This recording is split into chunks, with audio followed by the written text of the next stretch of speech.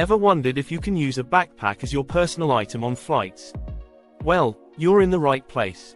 Today, we'll break down everything you need to know about backpacks and personal item policies, so you can travel smart and save on fees. Can a backpack be a personal item?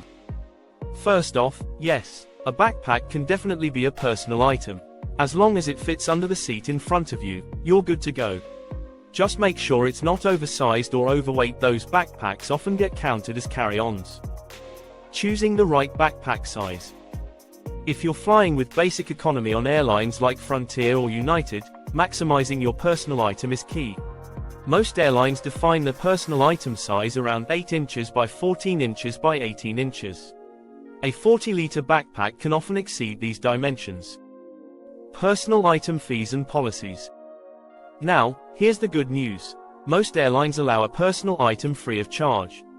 You can typically bring along a small backpack, purse, or laptop bag in addition to your carry-on luggage. But remember, some low-cost carriers may charge for larger carry-ons.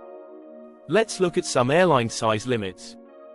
1. United Airlines, 9 by 10 by 17 inches.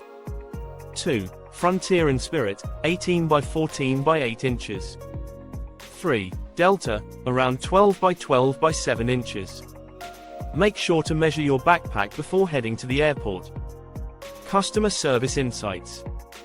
We even reached out to customer service for some common questions. For example, yes, a backpack can be a personal item on United, Frontier, and Spirit, as long as it fits the dimensions.